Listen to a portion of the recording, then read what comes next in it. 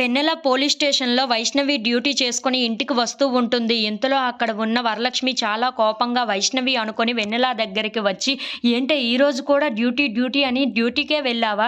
ఈరోజు వెన్నెల మెహందీ ఫంక్షన్ ఉందని తెలిసి కూడా నువ్వు డ్యూటీ పొట్లకాయ అనుకోని అలా అక్కడకు వెళ్ళిపోయి అక్కడే ఉండిపోయావు. ఈరోజు ఫంక్షన్‌లో నువ్వు లేకపోవడం చాలా లోటుగా ఉంది తెలుసా?" అని చెప్పేసి అయితే అంటూ చాలా కోప్పడుతూ ఉంటుంది. ఆ మాటలు వినగానే అక్కడ ఉన్న వెన్నెల అయితే ఒక్కసారిగా షాక్ అయిపోయి అలా వాళ్ళ అమ్మని అలా చూస్తూ ఉండిపోతుంది. ఇంతలో అక్కడికి వైష్ణవి వచ్చి అలా వాళ్ళందరి మాటలు వింటూ ఉంటుంది. వాళ్ళ బామ్మ వచ్చి, "అవునే నువ్వు లేకపోవడం లోటుగా ఉంది. కానీ ఫంక్షన్ అయితే చాలా బాగా జరిగింది తెలుసా వైష్ణవి" అని చెప్పేసి అయితే వెన్నెలకు చెప్తూ ఉంటుంది. ఆ మాటలు వినగానే అక్కడ ఉన్న వెన్నెల అయితే ఒక్కసారిగా షాక్ అయిపోతూ ఉంటుంది. ఇంతలో అక్కడ ఉన్న వాళ్ళ బామ్మగారు మాత్రం, "అవును, మెహందీ ఫంక్షన్ అంటే చాలా చక్కగా జరగాలి కదా! అలాగనే చాలా సంతోషంగా జరిగింది. కాపోతే నువ్వు లేవన్న లోటు తప్ప" అని చెప్పేసి అయితే అంటూ ఉంటుంది.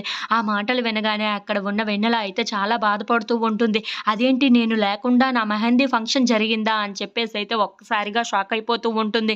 వైష్ణవి ఏం చేసింది అని చెప్పేసి అయితే చాలా కోపంగా వైష్ణవి దగ్గరికి వెళ్తూ ఉంటుంది. ఇంతలో అక్కడ ఉన్న వైష్ణవి దుప్పటి కప్పేసుకొని పడుకుండిపోతూ ఉంటుంది. అది చూడగానే అక్కడ ఉన్న వెన్నెల అయితే, "ఏంటి ఇది ఇలా పడుకుంది?" అని చెప్పేసి అయితే తన దుప్పటిని పైకి లాగేస్తూ ఉంటుంది.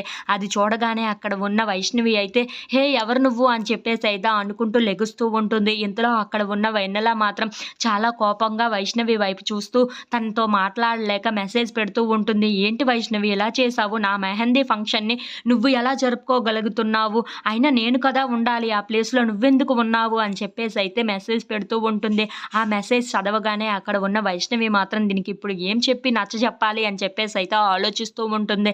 ఇంతలో అక్కడ ఉన్న వెన్నెల మాత్రం, "ఏంటి ఇలా జరిగింది? ఏం చేస్తుంది ఈ వైష్ణవి?" అని చెప్పేసి అయితే అంటూ అలా అక్కడ ఉన్న వైష్ణవిని చూస్తూ ఉండిపోతుంది. ఇంతలో అక్కడ ఉన్న వైష్ణవి మాత్రం ఇప్పుడు ఎలా దీన్ని మేనేజ్ చేయాలి అని చెప్పేసి అయితే ఆలోచిస్తూ ఉంటుంది.